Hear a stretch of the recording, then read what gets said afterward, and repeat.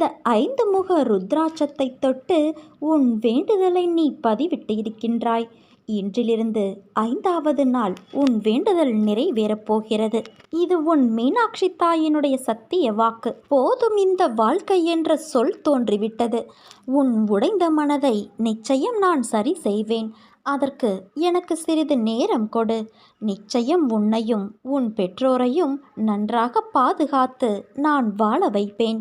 உன் வாழ்க்கையை நீயே ஏன் கடினமாக்குகிறாய்?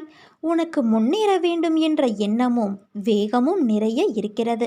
அதற்கான முயற்சி இப்பொழுது எடுக்கலாம், பிறகு எடுக்கலாம் என்று தள்ளிக்கொண்டே போனால் உனக்கான வெற்றியும் தள்ளிக்கொண்டுதானே போகும். உன்னை ஒருபோதும் என்னை விட்டு நான் நகர விடமாட்டேன். உன் அன்னையின் சத்தியமான ஆணை. உனக்கான வலி வேதனை எல்லாவற்றையும் தூசி போல நான் ஊதி தள்ளுவேன். சமீப காலமாக எதற்கெடுத்தாலும் நீ மனக்குழப்பத்தில் வாழ்ந்து கொண்டு இருக்கிறாய். நிம்மதி இல்லை, பயம் சூழ்ந்து கொண்டது. என்ன செய்வது, யாரால் இந்த நிலை என்றெல்லாம் திகைத்தபடி வாழ்க்கையை நகர்த்துகிற உனக்கு நன்மை செய்வதற்காக உன்னிடம் நான் பேசுகிறேன். உன்னை பிடிக்காதவர்களால் உனக்கு இந்த நிலை ஏற்பட்டுள்ளது என்பது உண்மைதான். உடனிருந்தே கழுத்தரிக்கும் சந்தர்ப்பவாதிகளின் மத்தியில் நீ வாழ்ந்து கொண்டு இருக்கிறாய். இதனால் உனக்கு சங்கடங்கள் நேர்ந்தபடி இருக்கின்றன. மனசாட்சிக்கு பிடிக்காத விஷயங்களை பகிர்ந்து கொள்ள கட்டாயப்படுத்தப்படுகிறாய். எது உனக்கு பிடிக்காதோ அதில் தள்ளப்படுகின்றாய். உனது கைகள் கட்டப்படுகின்றன. பிறரது வாய் எதை முணுமுணுக்க வேண்டுமோ அதை உன் உதடுகளால் உச்சரிக்க வைக்கிறார்கள். இதனால் உனக்கு பிரச்சனைகள், மன இறுக்கம் வந்து போகின்றது. தைரியமாக எதையும் உன்னால் செய்ய முடிந்தாலும் செய்ய விடமாட்டார்கள். உன்னால் சாதித்து காட்ட முடியும், ஆனால் சாதிக்க விடமாட்டார்கள். உன்னை சுற்றி இருக்கும் வாள்கள் பேசும். தலையாகி நீ வாளை போல தலையைத்தான் நாட்ட வேண்டியிருக்கும். இது காலத்தின் கட்டாயமல்ல, கயவர்களால் ஏற்படும் நிர்பந்தம். நிர்பந்தங்கள் உன்னை நெருக்குவதால் நிம்மதி உன்னை விட்டு விலகுகிறது. பல பல சிந்தனைகளும் வந்து போவதால் குழப்பமான சூழ்நிலையில் நீ இருக்கின்றாய். அதற்கு முன் உன்னில் சிறிது மாற்றத்தை உருவாக்க உனது ஒத்துழைப்பு எனக்கு தேவை. என்னுடைய குணங்கள் எனது தலைமைக்கான ஆதாரங்கள். இதை உன்னளவுக்கு நான் சுருக்கி காட்டுகிறேன். சுயத்தன்மையோடு இருக்க முயற்சி செய். அப்பொழுதுதான் எல்லா இடத்திலும் உன்னால் தலைமை பொறுப்பில் இருக்க முடியும். வாழ்க்கையில் தலைமை பண்பு என்பது மிகவும் அவசியம். பிரச்சனைகள் என்பவை எப்போதும் தனித்திருப்பவை கிடையாது. அது பாலில் வெண்ணெயைப் போல பதுங்கியே இருந்து கொண்டு இருக்கும். சமயம் வரும்போது நம்மை பாதிக்கவும் முயற்சி செய்யும். பயப்படாதே. உன்னோடு உன் அன்னையான நான் இருந்து வழி நடத்தி உனக்கு தனி இடத்தை தருவேன். நீ தைரியமாக இரு. உன்னோடு தான் நான் இருக்கின்றேன். உனக்காக யுத்த களத்தில் இறங்கி நான் வேலை செய்ய காத்திருக்கின்றேன். எல்லாவற்றிற்கும் மேலாக உன்னோடு உன் அன்னையான நான் இருக்கிறேன் என் குழந்தையே. உனது தலைமை வண்டிக்கு நான் தான் சாரத்தியம் செய்கிறேன் என்பதை நீ மறந்து விடாதே.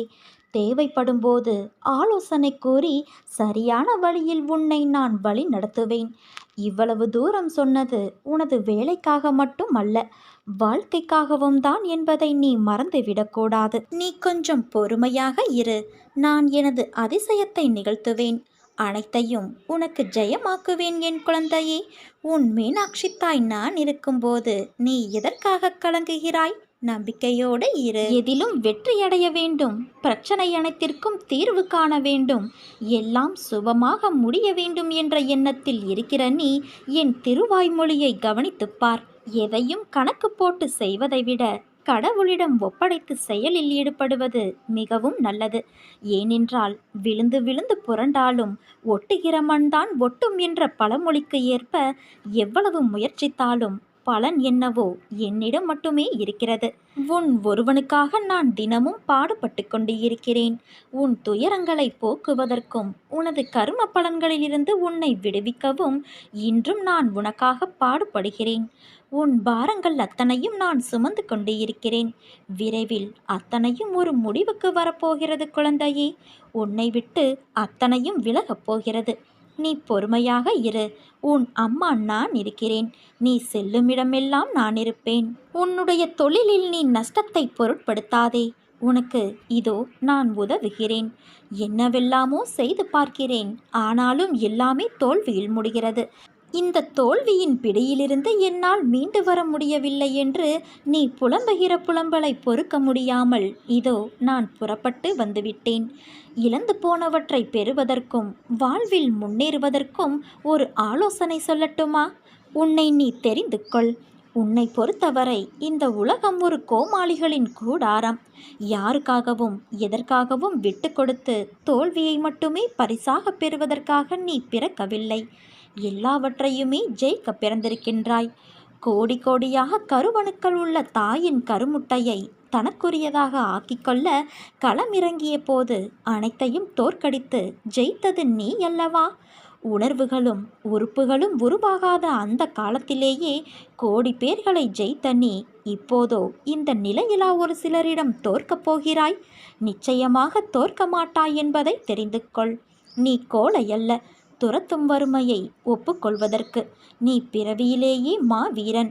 உனக்குள் நான் உன்னை வழி நடத்தப் போகிறேன். அப்படியிருக்க தோல்வி என்பது இனி உனக்கேது? வா, என் ஆலயத்திற்கு வந்து மனதார என்னிடம் பேசி என்னை உன்னோடு கூட்டிச் செல். உனக்காக உன் அன்னையான நான் காத்திருக்கின்றேன். சோதனைகளின் பலனாக கிடைத்த அடக்கமும் பணிவும் அதிகமாகின்றன.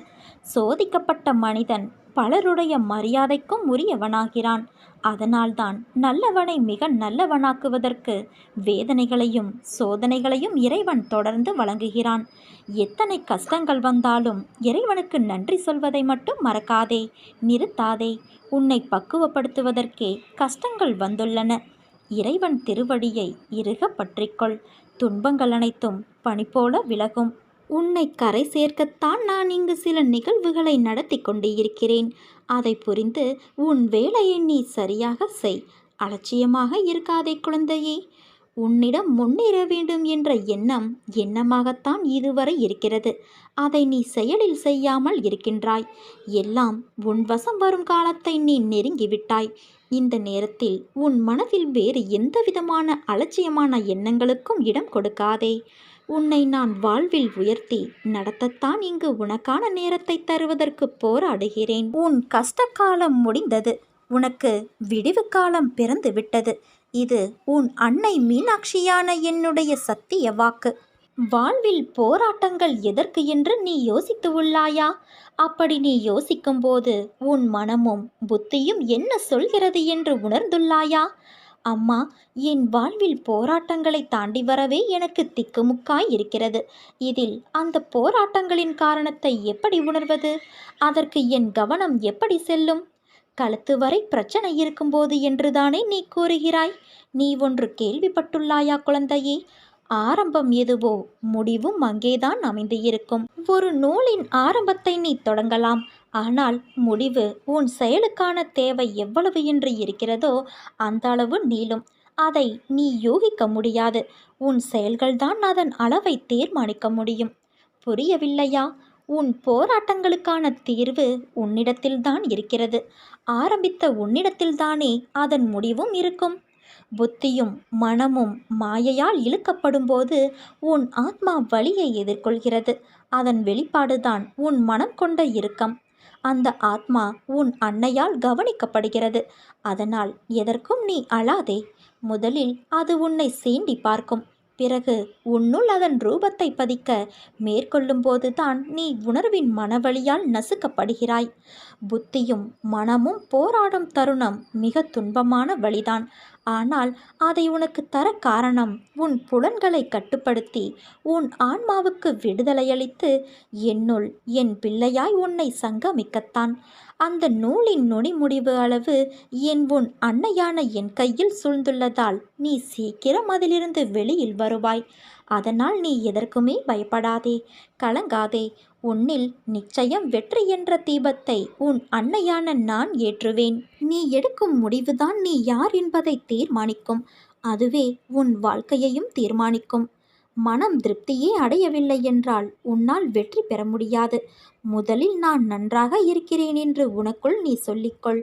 அப்பொழுதுதான் நீ செய்யும் செயல்களில் உன்னால் கவனம் செலுத்த முடியும். உனக்கு இப்பொழுது இருக்கும் மனக்குழப்பத்திலிருந்தும் வெளியே வர முடியும். எந்த செயலிலும் முழு கவனம் செலுத்தும் போது மட்டுமே அதிலுள்ள நிறைக்குறையை புரிந்து கொள்ள முடியும். உன் எண்ணங்களை பொறுத்தே இந்த உலகத்தின் மீதான உன் பார்வை இருக்கும் என் குழந்தையே. சிலரின் வாழ்க்கை இந்த உலகத்தில் எப்படி வாழ வேண்டும் என்று கற்றுத்தருகிறது. சிலரின் வாழ்க்கை இந்த உலகத்தில் எப்படி வாழக்கூடாது என்று கற்றுத்தருகிறது. கோபங்களை குறைத்தும் சந்தோஷங்களை அதிகரித்தும் காட்டும் முகங்களை தொலைக்காமல் நிரந்தரமாக தக்க வைத்துக்கொள். வாழ்வது எல்லாம் வாழ்க்கையல்ல. அன்போடு பேசி, பண்போடு பழகி, நேர்மையோடு நடந்து, உண்மையோடு உழைத்து வாழ்வதுதான் வாழ்க்கை. நம்முடைய உழைப்பில் இருக்கும் கஷ்டத்தை பார்க்காமல் நாம் வேலை செய்தால் போதும், வெற்றி கிடைக்கும். சந்தோஷம் தானாக வரும். அடுத்தவரை காயப்படுத்தும் முன்பு நீ அந்த கஷ்டத்தை அனுபவித்த போது ஏற்பட்ட மனக்காயங்களை ஒருமுறை நினைத்துப்பார். நீ யாருக்கும் உன் மனதால் தீங்கிழைக்க மாட்டாய்.